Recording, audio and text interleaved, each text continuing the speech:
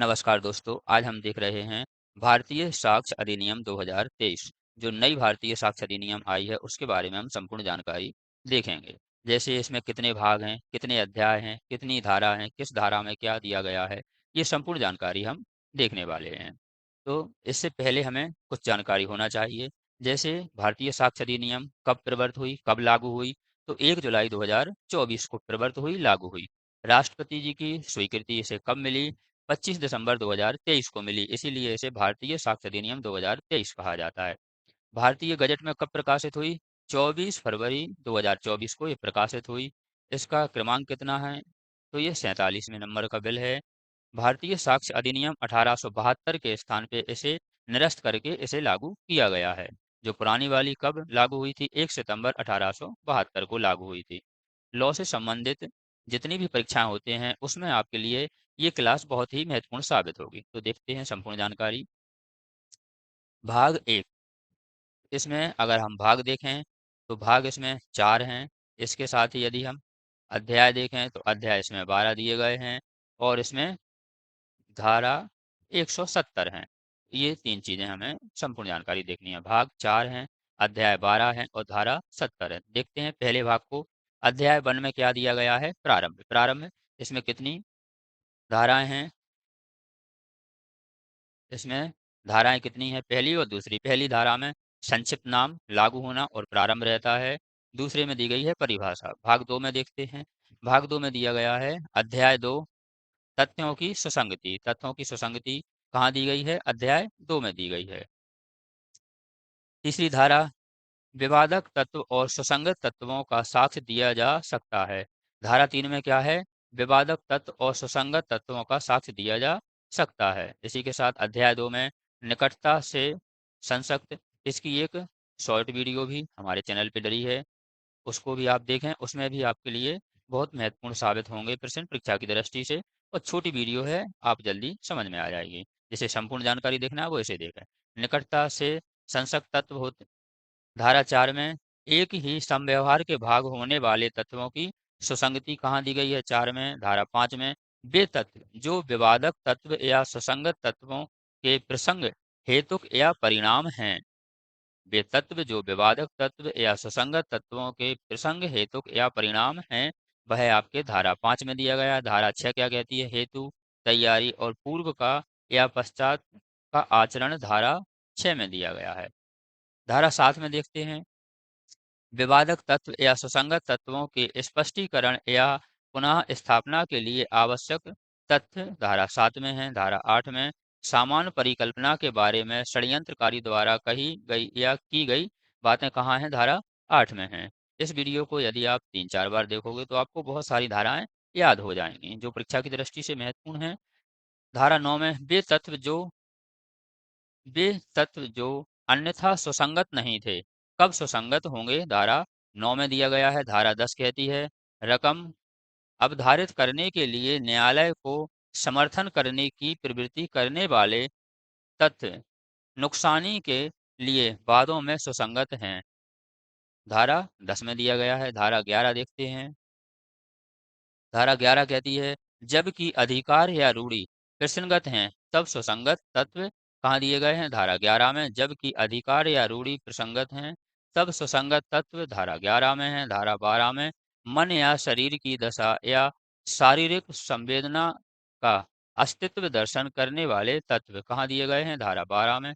धारा 13 कार्य आकस्मिक या धारा 13 कहती है, कार्य आकस्मिक या शासय था, इस प्रश्न पर प्रकाश डालने वाले तत्व धारा 13 में। धारा 14 कारोबार के अनुक्रम का अस्तित्व कब सुसंगत है?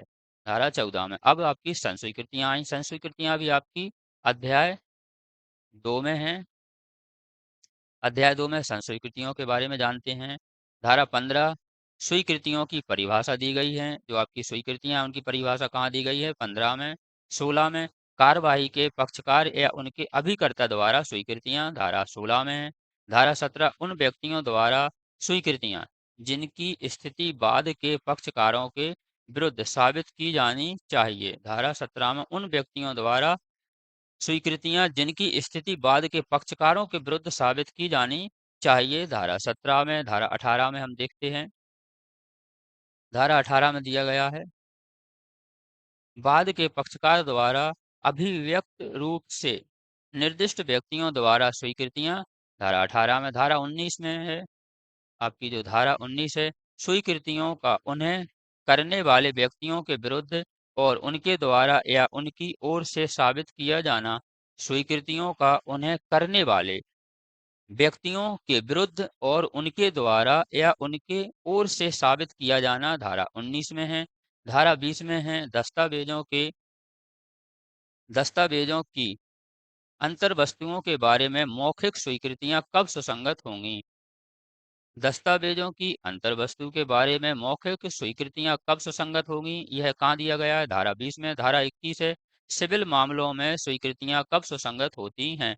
जो सिविल मामले होते हैं उसमें स्वीकृतियां कब सुसंगत होती हैं, धारा 21 में। धारा 22 है, प्रेरणा धमकी प्रेरणा धमकी प्रपीड़न या वचन द्वारा कराई गई स्वीकृतियां दांडिक कार्यवाही में कब विसंगत होती हैं। आपकी प्रेरणा है, धमकी है, वचन है, स्वीकृतियां दांडिक कार्यवाही में कब विसंगत होती हैं, यह हमें कौन बताती है, धारा 22 बताती है। धारा 23, पुलिस अधिकारियों से की गई स्वीकृतियां। धारा 23 में क्या है, साक्ष्य अधिनियम में पुलिस अधिकारियों से की गई स्वीकृतियां, धारा 23 में है। धारा 24 में है, साबित स्वीकृतियों को जो उसे करने वाले व्यक्ति और एक ही अपराध के लिए संयुक्त रूप से विचारित अन्य को प्रभावित करती हैं, विचार में लेना। यह कहाँ दिया गया है, धारा 24 में। धारा 25 है, स्वीकृतियां निश्चायक सबूत नहीं है किंतु विबंधक कर सकती हैं। स्वीकृतियां निश्चायक सबूत नहीं है किंतु विबंध कर सकती हैं, यह जानकारी हमें धारा 25 से मिलती है। आगे देखते हैं, उन व्यक्तियों के कथन जिन्हें साक्ष्य में बुलाया नहीं जा सकता है। जिन्हें क्या किया जाता है, साक्ष्य में नहीं बुलाया जा सकता है। देखिए, आपके लिए प्रश्न ऐसे पूछ सकते हैं, वे दशाएं जिनमें उन व्यक्तियों द्वारा सुसंगत तत्व का किया गया कथन सुसंगत है जो मर गया है या मिल नहीं सकता है इत्यादि, ये किस धारा में है, धारा 26 में। तो हम याद कर लेते हैं कि जो आपके कथन हैं वो धारा 26 और 27 में है। आप शॉर्ट वीडियो देखेंगे तो आपको ये पूरी धाराएं याद हो जाएंगी, मोस्ट है। तो कथन की बात चल रही तो धारा 26 या 27 में से एक हो सकता है। आपके A, B, C, D option आएंगे तो उसमें से आप समझ सकते हैं। धारा 27 कहती है, किसी साक्ष्य में कथित तत्वों की सत्यता को पश्चातवर्ती कार्यक्रम में साबित करने के लिए उन साक्ष्यों की सुसंगति, धारा 27 में है। इसके साथ ही हम देखते हैं, विशेष परिस्थितियों में किए गए कथन, धारा आपके 28 से 32 के बीच में है। विशेष परिस्थितियों में किए गए कथन, धारा 28 से 32 के बीच में है। 28 में है, लेखा पुस्तकों की प्रविष्टियां कब सुसंगत हैं। जो लेखा पुस्तकों की प्रविष्टियां कब सुसंगत हैं, यह 28 में वर्णन है। 29 में दिया गया है, कर्तव्य पालन में की गई लोक अभिलेख या इलेक्ट्रॉनिकी अभिलेख की प्रविष्टियां की सुसंगति, धारा 29 में। धारा 30 में है, मानचित्र, चार्टों और रेखाओं के कथन की सुसंगति। जो आपके मानचित्र हैं, चार्ट हैं, रेखाएं हैं, वह आपकी धारा 30 में सुसंगत हैं। धारा 31, किन्हीं अधिनियमों या अधिसूचनाओं में अंतर्दृष्टि लोक प्रकृति के तत्व के बारे में कथन की स्वीकृतियां सुसंगति, धारा 31 में है। धारा 32 देखते हैं, विधि की पुस्तकों में अंतर्दृष्टि किसी विधि के कथनों में सुसंगति जिसके अंतर्गत इलेक्ट्रॉनिक या डिजिटल प्रारूप भी आते हैं। तो आपके इलेक्ट्रॉनिक या डिजिटल प्रारूप किस धारा में वर्णित हैं, धारा 32 में है। आगे देखते हैं, किसी कथन में से कितना साबित किया जाए, यह आपका धारा 33 में है। धारा 33 क्या कहती है, कथन किसी बातचीत, दस्तावेज, इलेक्ट्रॉनिक अभिलेख, पुस्तक या पत्रों या कागजी पत्रों के अवली का भाग हो तब क्या साक्ष्य दिए जाएं, यह धारा 33 है। न्यायालयों के निर्णय कब सुसंगत होंगे, होंगे। 34 में दिया गया है द्वितीय वाद या विचारण के वारणार्थ पूर्व निर्णय सुसंगत हैं। धारा 35 प्रोबेट इत्यादि विषयक अधिकारियों के किन्हीं निर्णयों की सुसंगति धारा 35 में है। धारा 36 में धारा 35 में वर्णित से भिन्न निर्णयों आदेशों या डिक्रियों की सुसंगति और प्रभाव धारा 36 में धारा 37 है। धारा 37 में धारा 34 धारा 35 और धारा 36 में वर्णित से भिन्न निर्णय आदि कब सुसंगत होंगे यह कौन बताता है? धारा 37 बताती। धारा 34 धारा 35 और धारा जो आपकी 36 है इसमें वर्णित से भिन्न निर्णय कब सुसंगत होंगे यह धारा 37 बताएगी आपको। धारा 38 निर्णय अभिप्राप्त करने में प्रकट या दुर्संधि या न्यायालय की अक्षमता साबित की जा सकेगी यह कौन बताता है? धारा 38। इसी के साथ उन व्यक्तियों की राय कब सुसंगत होंगी, अन्य व्यक्तियों की राय कब सुसंगत होगी, इसके लिए धारा 39 और 40 दी गई हैं। तो 39 में विशेषज्ञों की राय है और 40 में विशेषज्ञों की राय से संबंधित तथ्य हैं। आगे हम देखते हैं धारा 41 हस्तलेख या हस्ताक्षर के बारे में राय कब सुसंगत होगी। धारा 41 कहती है जो हस्तलेख है और हस्ताक्षर के बारे में राय कब सुसंगत होगी। धारा 41 में दिया गया है। धारा 42 में साधारण रूढ़ी या अधिकारों के अस्तित्व के बारे में राय कब सुसंगत होगी। धारा 43 प्रार्थनाओं सिद्धांतों आदि के बारे में राय कब सुसंगत होगी। धारा 44 नातेदारों के बारे में राय कब सुसंगत होगी।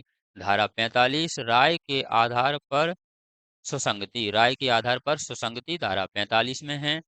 सील कब सुसंगत होंगे, सील कब सुसंगत होंगे तो यह 46 से लेकर 50 तक दिया गया है। 46 में सिविल मामलों में अध्यारोपित आचरण साबित करने के लिए सील विसंगत है। धारा 47 दांडिक मामलों में पूर्वतन अच्छा सील सुसंगत होती है।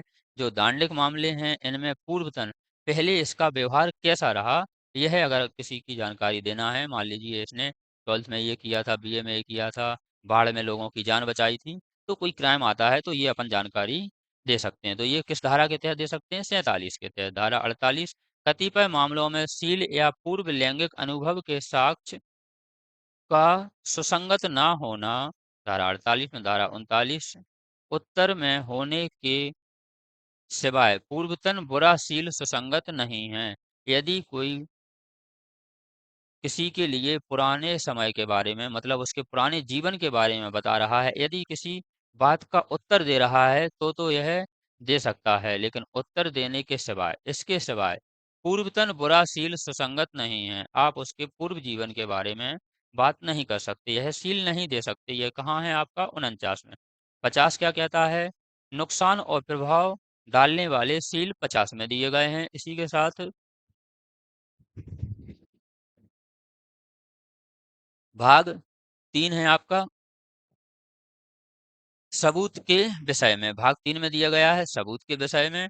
अध्याय 3 तथ्य जिनका साबित किया जाना आवश्यक नहीं है। वह तत्व जिनका साबित किया जाना आवश्यक नहीं है ये कहाँ दिए गए हैं? अध्याय 3 में। अध्याय 3 51 से 53 के बीच में वर्णित है। 51 में दिया है न्यायिक रूप से अविच्छिन्नीय और साबित करना आवश्यक नहीं है। जो न्यायिक रूप से अविच्छिन्नीय तथ्य साबित करना आवश्यक नहीं है यह कहाँ दिया गया? 51 में। 52 में वे तत्व जिनकी न्यायिक अपेक्षा न्यायालय करेगा। 53 में स्वीकृति तत्वों को साबित करना आवश्यक नहीं है। जो स्वीकृत तत्व हैं उन्हें साबित करने की आवश्यकता नहीं है। जैसे सूरज पूर्व से निकलता है तो इसे साबित करने की आवश्यकता नहीं होती है। अध्याय 4 देखते हैं। अध्याय 4 में दिया गया है मौखिक साक्ष्यों के विषय में। 54 और 55 में अध्याय 4 वर्णित है मौखिक साक्ष्य द्वारा तत्वों का साबित किया जाना, मौखिक साक्ष्य द्वारा प्रत्यक्ष होना। अध्याय 5 अध्याय 4 आपका 54 और 55 में दिया गया। अध्याय 5 दस्तावेजी साक्ष्य के विषय में कहाँ लिखा गया है, कहाँ वर्णित है आपका? अध्याय 5 में दिया गया है। 56 दस्तावेजों की अंतर वस्तु को सबूत कहते हैं, यह 56 में लिखा है। 57 में प्राथमिक साक्ष्य के बारे में। 58 में आपके द्वितीय साक्ष्य के बारे में। 58 में द्वितीय साक्ष्य के बारे में है। 59 में दस्तावेजों का प्रारंभिक साक्ष्य द्वारा साबित किए जाना आपके 59 में है। 60 में दिया गया है अवस्थाएं जिन्हें दस्तावेजों के संबंध में द्वितीय साक्ष्य दिया जा सकता है। वह अवस्थाएं जिसमें दस्तावेजों के संबंध में द्वितीय साक्ष्य दिया जा सकता है वह आपकी 60 में है। 61 में है इलेक्ट्रॉनिक या डिजिटल अभिलेख कहाँ आते हैं? 61 में इलेक्ट्रॉनिक और डिजिटल अभिलेख आते हैं। इसी के साथ आपकी 62 है। 62 में इलेक्ट्रॉनिक अभिलेखों से संबंधित साक्ष्य के बारे में विशेष उपबंध कहाँ दिया गया है? 62 में। 63 में इलेक्ट्रॉनिक अभिलेखों की ग्राह्यता आपकी 63 में है। 64 में पेश करने की सूची के बारे में नियम, जो पेश करने की सूची के बारे में नियम आपका 64 में है। 65 देखते हैं, जो आपकी 65 धारा है वह क्या कहती है? जिन व्यक्तियों के बारे में अभी कथित है कि उन उसने पेश की गई दस्तावेजों को हस्ताक्षरित किया था या लिखा था, उस व्यक्तियों के साक्ष्य या हस्ताक्षर का साबित कहाँ किया जाता है? धारा 65 में। जैसे आपने कोई बॉन्ड किया, शपथ पत्र लिया, तो आपने जो हस्ताक्षर किए थे यह कहाँ साबित होते हैं? धारा 65 में होते हैं। 66 में इलेक्ट्रॉनिक हस्ताक्षर के बारे में सबूत, जो आप हार्ड कॉपी पे करते हो उसके लिए 65 दी गई है, और जो आप इलेक्ट्रॉनिक माध्यम से करते हो वह आपकी 66 में दी गई है। 67 में ऐसे दस्तावेजों के निष्पादन का साबित किया जाना जिनकी अनुप्रमाणित होना विधि द्वारा अपेक्षित है, यह आपका 67 67 में दिया गया है। आप 68 में देखते हैं। 68 में जब किसी भी अनुप्रमाणक साक्ष्य का पता ना चले तब सबूत 68 में दिया गया है। 69 में अनुप्रमाणित दस्तावेज के पक्षकार द्वारा निष्पादित की स्वीकृति देना।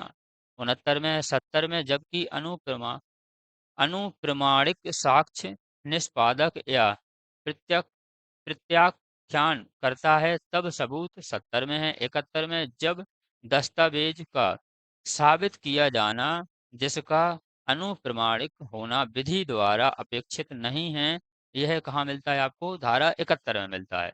धारा 72 कहती है हस्ताक्षर लेख या मुद्रा की तुलना अन्य से जो स्वीकृति हैं या साबित हैं। हस्ताक्षर लेख या मुद्रा की तुलना अन्य से जो स्वीकृतियों में साबित नहीं है। 73 में है डिजिटल हस्ताक्षर के सत्यापन के बारे में सबूत लोक दस्तावेज।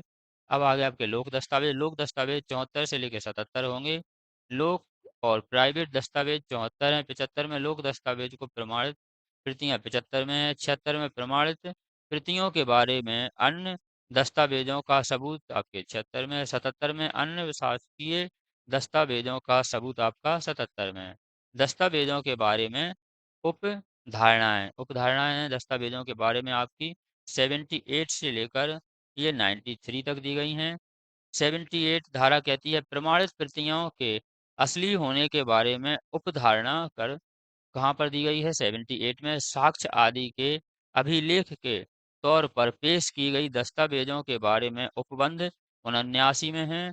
80 में है राजपत्रों, समाचार पत्रों या अन्य दस्तावेजों के बारे में उपबंध 80 में दिए गए हैं। 81 में इलेक्ट्रॉनिक या डिजिटल अभिलेख के राजपत्र के बारे में उपधारणा आपकी 81 में है।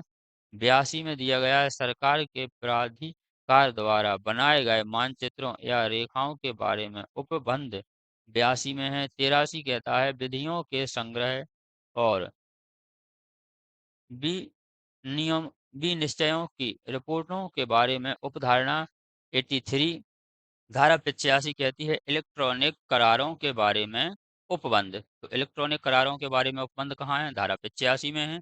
धारा 86 में इलेक्ट्रॉनिक अभिलेखों और इलेक्ट्रॉनिक हस्ताक्षरों के बारे में उपबंध दिया गया है। 86 में। धारा 87 में इलेक्ट्रॉनिक हस्ताक्षर प्रमाण पत्रों के बारे में उपबंध धारा 87 है। 87 विदेशी न्यायिक अभिलेखों के प्रमाणित प्रतियों के बारे में उपबंध 88 धारा में है। धारा 89 पुस्तकों, मानचित्रों और चार्टों के बारे में उपबंध आपका 89 में दिया गया है। इसी के साथ देखते हैं हम धारा 90 इलेक्ट्रॉनिक संदेशों के बारे में जो उपधारणाएं हैं वो आपकी धारा 90 में है। धारा 91 में पेश न किए गए दस्तावेजों के सम्यक निष्पादन आदि के बारे में उपधारणाएं आपकी धारा 51 में है। धारा 52 में है 30 वर्ष पुराने दस्तावेजों के बारे में उपबंध। जो उपबंध 92 में है वह 30 वर्ष पुराने जो दस्तावेज हैं उसके बारे में उपबंध है 92 में। 93 में 5 वर्ष पुराने इलेक्ट्रॉनिक अभिलेखों के बारे में उपबंध 93 में है। इसी के साथ अध्याय 6 देखते हैं हम।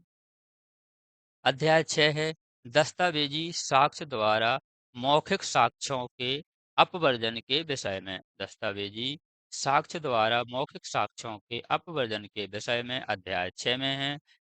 94 दस्तावेजों के रूप में लेखबद्ध संविदाओं, अनुदान और संपत्ति के अन्य बयानों के निबंधों में साक्ष्य। धारा 84 है। धारा 85 मौखिक करार के साक्ष्य का अपवर्जन। मौखिक करार के साक्ष्य का अपवर्जन कहाँ दिया गया है आपका 95 में। 96 में दिया गया है आपका संदिग्ध दस्तावेजों को स्पष्ट करने। जो संदिग्ध दस्तावेज हैं जिन पे शक है उन्हें स्पष्ट करने या उनका संशोधन करने के साक्ष्य का अपवर्जन आपका 96 में है। 97 में है विद्यमान तत्वों के दस्तावेजों के लागू होने के विरुद्ध साक्ष्य का अपवर्जन आपका 97 में है। अब देखते हैं हम 98। 98 विद्यमान तत्वों के संदर्भ में अर्थहीन दस्तावेज के बारे में साक्ष्य 98 में है। 99 में उन भाषा के लागू होने के बारे में साक्ष्य जो व्यक्तियों में से केवल एक को लागू हो सकती है 99 में है। 100 में दिया गया है तथ्यों के दो संवर्गों में से जिसमें तथ्यों के दो संवर्गों में से जिसमें से किसी एक को भी यह भाषा पूरी की पूरी ठीक ठीक लागू नहीं होती है उसमें से एक को भाषण के लागू होने के बारे में साक्ष्य आपका 100 में 100 में दिया गया है। धारा 101 देखते हैं। ना बढ़ी जा सकने वाली लिपि जो पढ़ नहीं सकते हैं, ना पढ़ी जा सकने वाली लिपि आदि के अर्थ के बारे में साक्ष्य। जो लिपि आपकी पढ़ी नहीं जा सकती है उसके बारे में साक्ष्य कहाँ है 101 में दिए गए हैं। 102 में दस्तावेजों के निबंधों के फेर फेरफार करने वाले करार या साक्ष्य कौन दे सकेगा इसके 102 में। 103 में देखते हैं भारतीय उत्तराधिकार अधिनियम के बिल संबंधी उपबंध की व्यावृत्ति कहाँ है। जो भारतीय उत्तराधिकार अधिनियम की बिल संबंधी व्यावृत्ति किसमें दी गई है 103 में धारा। अब हम देखते हैं भाग 4 के लिए। भाग 4 ने आपको पहले बताए इसमें भाग 4 हैं। अध्याय इसमें 12 हैं और इसमें धारा 170 है जो नई भारतीय साक्ष्य अधिनियम 2023 है। साक्ष्य का पेश किया जाना और प्रभावी। भाग 4 क्या कहता है साक्ष्य का पेश किया जाना और प्रभाव। पेश किया जाना और क्या प्रभाव रहेगा ये भाग 4 में है। तो साक्ष्य से संबंधित कोई जानकारी आती है प्रश्न आता है तो भाग 4 में है। अध्याय 7 सबूत के भार के विषय में। अध्याय 7 में क्या है सबूत के भार के विषय में। 104 सबूत का भार कहाँ दिया गया है 104 में। 105 में सबूत का भार किस पर होगा यह कहाँ दिया गया है 105 में दिया गया है। 106 में विशिष्ट तत्व के बारे में सबूत का भार 106 में है। 107 में है साक्ष्य को ग्राह्य बनाने के लिए जो तत्व साबित किया जाना हो उसे साबित करने का भार किस पर होगा 107 बताएगा। 108 में दिया गया है वह साबित करने का भार कि अभियुक्त का मामला अपवाद के अंतर्गत आता है या नहीं यह 108 धारा में है। 109 में दिया गया है विशेषतः ज्ञान तत्व को साबित करने का भार। विशेषतः ज्ञान और तत्व को साबित करने का भार 109 में है। इसी के साथ 110 में उन व्यक्तियों की मृत्यु साबित करने का भार जिसका 30 वर्ष के भीतर जीवित होना ज्ञात है।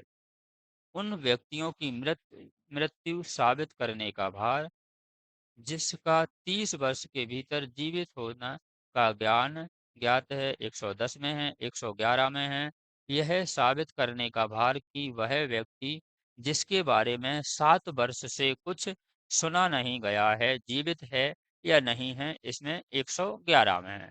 112 क्या कहती है धारा आपकी? 112 धारा है भागीदारी, जो भागीदार है, भागीदारों, भूस्वामी और अभिधारी मालिक और अभिकर्ता के मामलों में सबूत का भार किस पर होगा? 112 कहती है जो भागीदार हैं, भूस्वामी हैं, अभिधारी हैं, मालिक और अभिकर्ता के मामलों में सबूत का भार किस पर होगा? 112 में दिया गया है। 113 में है स्वामित्व के बारे में सबूत का भार, स्वामित्व के बारे में सबूत का भार 113 में है। 114 में उन सब व्यवहारों के सद्भाव का साबित किया जाना जिसमें एक पक्षकार का संबंध सक्रिय विश्वास का है, जिसमें एक पक्षकार का संबंध सक्रिय विश्वास का है। यह किस धारा में है? 114 में है। इस वीडियो को आप 3 से लेके 5 बार अवश्य पढ़ें, क्योंकि यदि आपको यह धारा याद हो गई तो सोचिए कि अब आपको पूरी साक्ष्य अधिनियम याद हो गई। 115 कतिपय धाराओं, कतिपय अपराधों के बारे में उपधारणा 115 में है आपकी। 116 में विवाहित स्थिति के दौरान, विवाहित स्थिति के दौरान जन्म होना धर्मज या निश्चायक सबूत है। 116 में है जो विवाह के पहले और बाद में जो बच्चा जन्म लेगा उसे क्या किस प्रकार से कानून में संरक्षण होगा, उसके क्या नियम होंगे, यह 116 में है। 117 में किसी विवाहित स्त्री द्वारा आत्महत्या के दुष्प्रेरण के बारे में उपधारणा 117 में है। 118 में क्या दिया गया है? दहेज मृत्यु के बारे में उपधारणा, दहेज मृत्यु के बारे में उपधारणा आपकी कहाँ है? 118 में है। 119 में न्यायालय किन्हीं तत्वों का साबित उपधारित कर सकेगा, जो न्यायालय है वो किन्हीं तत्वों का अस्तित्व उपधारित कर सकेगा 119 में। 120 में है बलात्संग के लिए कतिपय अभियोजन में सम्मति के न होने के बारे में उपबंध, जो बलात्संग के लिए कतिपय अभियोजन में सम्मति के न होने के बारे में उपबंध 120 में है। अध्याय 8 देखते हैं विबंध। अध्याय 8 में क्या दिया गया है? विबंध दिया गया है। 121 में विबंध के बारे में बताया गया है। 122 में आपके अभिधारी का और कब्जाधारी व्यक्ति के अनुज्ञप्तिधारी का विबंध दिया गया है। 123 में विबंधमय पत्र, विनियम पत्र में प्रतिग्राह्यता का उपनिहिती का या अनुज्ञप्तिधारी का विबंध कहाँ दिया गया है? 123 धारा में दिया गया है। आगे देखते हैं अध्याय 9 है। अध्याय 9 में क्या दिया गया है? साक्ष्यों के विषय में हमने आपको कहा एक और हमारी एक छोटी वीडियो डली है, शॉर्ट नहीं कहेंगे हम, छोटी एक वीडियो डली है, आप उसे देखिए। उसमें पूरी धाराएं 1 से लेके 170 तक, 1 से लेके 170 धाराएं, इसी के साथ पूरे भाग, पूरे अध्याय और आपके जो पॉइंट है इनके बारे में पूर्ण रूप से समझाया गया है। इसी के नीचे हम उसकी लिंक दे देंगे, आप उसे देखना। उसके बाद इसे देखेंगे, आपको उससे भी बहुत लाभ होगा। अध्याय 9 साक्ष्यों के विषय में, साक्ष्यों के विषय में कहाँ दिया गया है? अध्याय 9 में दिया गया है। 124 कौन साक्ष्य दे सकेगा? 124 ये बताएगा कि कौन साक्ष्य दे सकेगा। हम कौन सा साक्ष्य अधिनियम पढ़ रहे हैं? 2023, और जो लागू कब हुआ था आपका? 2024 में। 23 में राष्ट्रपति की अनुमति, 24 में लागू हुआ नया वाला साक्ष्य अधिनियम। तो 124 में कौन साक्ष्य दे सकेगा? यह 124 में दिया गया है। 125 में साक्षी का मौखिक रूप से संसूचित करने में असमर्थ होना 125 धारा में दिया है। 126 में कतिपय मामलों में पति और पत्नी की साक्षियों के रूप में सक्षमता के बारे में 126 बताता है। 127 बताएगा न्यायाधीश और मजिस्ट्रेट के बारे में, कहाँ लिखा है आपका? 127 में लिखा है। न्यायाधीश और मजिस्ट्रेट के बारे में कहाँ लिखा है? 127 में। 128 में विवाहित स्थिति के दौरान में की गई संस्वीकृतियां, जो वैवाहिक स्थिति के दौरान संस्वीकृतियां की जाती हैं, वह आपकी 128 में है। 129 में राज्य के कार्यकलापों के बारे में साक्ष्य। जो राज्य के कार्यकलापों के बारे में साक्ष्य 129 में दिया गया है। 130 में शासकीय संसूचनाएं दी गई हैं। 131 में अपराधों के करने के बारे में जानकारी दी गई है। अपराधों के करने के बारे में जानकारी 131 धारा में दी गई है। 132 धारा में विस्तृत सूचनाएं कहाँ दी गई हैं? 132 में। 133 में साक्ष्य देने के लिए स्वयमेव उद्धत होने से विशेषाधिकार अभिव्यक्त नहीं हो जाता है, यह 133 में है। 134 क्या कहती है? विधि सलाहकारों से गोपनीय सूचनाएं 134 में है। 135 में है जो साक्षी पक्षकार नहीं है उनके हक विलेखों का पेश किया जाना 135 में है। 136 में दिया गया है ऐसे बेजों और इलेक्ट्रॉनिक अभिलेखों का पेश किया जाना जिन्हें कोई दूसरा व्यक्ति जिसका उन पर कब्जा है पेश करने से इनकार कर सकता है। ऐसे दस्तावेजों या इलेक्ट्रॉनिक अभिलेखों का पेश किया जाना जिन्हें कोई दूसरा व्यक्ति जिसका उन पर कब्जा है पेश करने से इनकार कर सकता है 136 में। 137 में इस आधार पर कि उत्तर उसे अपराध में फंसाएगा, साक्षी उत्तर देने से क्षम ना होगा। ऐसा नहीं है किसी से कुछ क्वेश्चन पूछा और यदि वह उसे अपराध में फंसाएगा, उत्तर नहीं दे रहा है तो वो क्षम्य नहीं है। 138 धारा सह अपराधी के बारे में बताती है। 139 साक्षियों की संख्या के बारे में बताती है। अध्याय 10 दो अध्याय और रह गए क्योंकि पूरे अध्याय हैं साक्षियों की परीक्षा के विषय में। अध्याय 10 में है साक्षियों की परीक्षा के विषय में कहाँ दिया गया है? अध्याय 10 में दिया गया है। 140 देखते हैं। धारा 140 साक्षियों के पेशकरण और उनकी परीक्षा का क्रम 140 में दिया गया है। 141 में न्यायाधीश साक्ष्य की ग्राह्यता के बारे में निश्चित करेगा, यह 141 में दिया गया है। 142 साक्षियों की परीक्षा के बारे में दिया गया है। तो साक्षियों की परीक्षा कहाँ होगी? 142 धारा के तहत। 143 धारा के तहत परीक्षाओं का क्रम होगा कि किसके बाद कौन सी परीक्षा लेनी है। परीक्षाओं का क्रम 143। 144 है किसी दस्तावेज को पेश करने के लिए बुलाए गए व्यक्तियों की तृतीय परीक्षा 144 में ली जाती है। 145 में सील का साक्ष्य देने वाले साक्षी। जो सील का साक्ष्य देने वाले साक्षी कहाँ आएंगे? 145 में। 146 में सूचक प्रश्न कहाँ वर्णित है? 146 में दिया गया। 147 देखते हैं इसी क्रम में। 147 लेखबद्ध विषयों के बारे में साक्ष्य 147 में दिए गए हैं। 148 में पूर्वतन अभिले पूर्वतन लेखबद्ध कथनों के बारे में प्रति परीक्षा। पूर्वतन लेखबद्ध कथनों के बारे में प्रति परीक्षा 148 धारा में बताई गई है, वर्णित है। 139 में प्रति परीक्षा में विधि पूर्ण प्रश्न 139 धारा में वर्णित है। 149 धारा में वर्णित है। 150 में साक्षी के उत्तर देने के लिए कब विवश किया जाए। जो साक्षी को उत्तर देने के लिए कब विवश किया जाए, यह आपका 150 में दिया गया है। 151 में न्यायालय भी निश्चित करेगा कि कब प्रश्न पूछा जाएगा।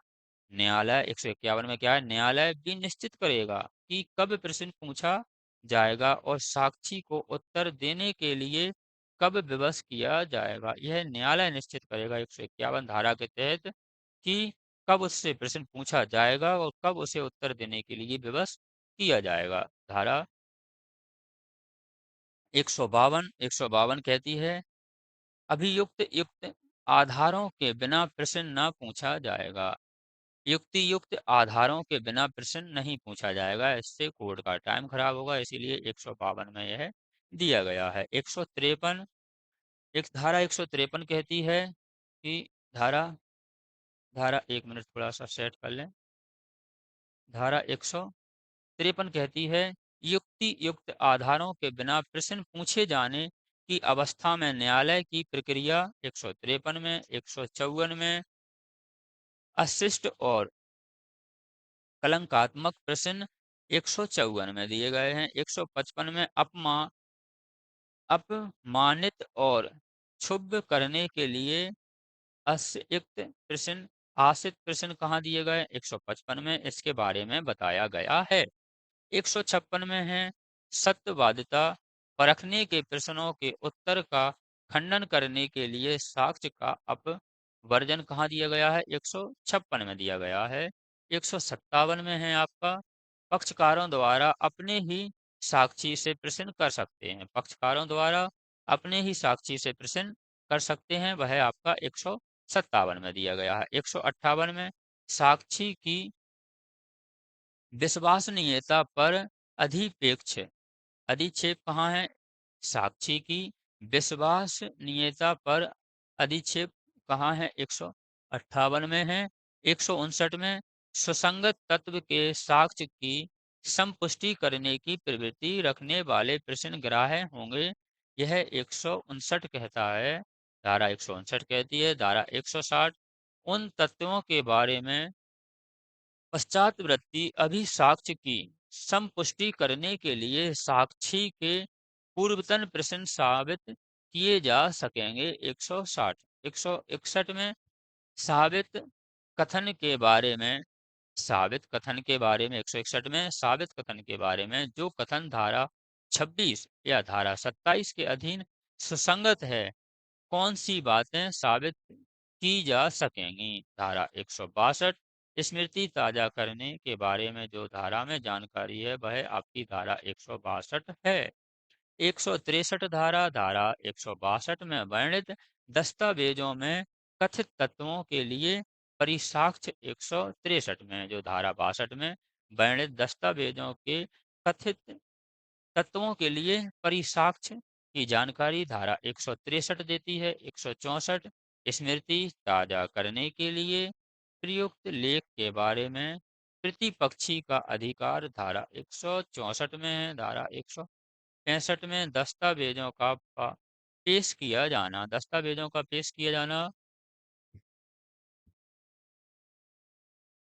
आपकी धारा 65 में है। धारा 66 में है मंगाई गई और सूचना पर पेश की गई दस्तावेजों का साक्ष्य के रूप में दिया जाना। मंगाई गई सूचना और दस्तावेजों का साक्ष्य के रूप में पेश किया जाना धारा 166 में वर्णित है। धारा 167 सूचना पाने पर जिसे दस्तावेज के पेश करने से इनकार कर दिया गया है, उसको साक्ष्य के रूप में उपयोग में लाना। 167 क्या कहती है? सूचना पाने पर जिसे दस्तावेज के पेश करने से इनकार कर दिया, पहले उसे इनकार कर दिया, उसको साक्ष्य के रूप में उपयोग में लाना है। तो ये पूरी जानकारी धारा 167 167 देती है। धारा 168 प्रश्न करने या पेश करने का आदेश देने की न्यायाधीश की शक्ति। प्रश्न करने या पेश करने का आदेश देने की न्यायाधीश की शक्ति कहाँ है? 168 168 में है। 169 साक्ष्य के अनुचित ग्रहण या आग्रहण के लिए नवीन विचारण नहीं होगा। साक्ष्य के अनुचित ग्रहण या आग्रहण के लिए नवीन विचारण नहीं होगा। यह धारा 169 कहती है। जो धारा अध्याय 11 में एक ही धारा 169 अध्याय 12 निरसन और व्यावृत्ति जो आपका अध्याय 11 है उसमें साक्ष्य के अनुचित ग्रहण और आग्रहण के बारे में बताया गया है, जिसमें एक ही धारा है, धारा 159। अध्याय 12 कहता है निरसन और व्यावृत्ति।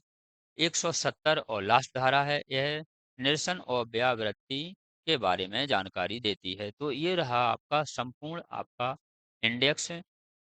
ऐसी ही जानकारी प्राप्त करने के लिए आप हमारे चैनल को सब्सक्राइब कर लीजिए।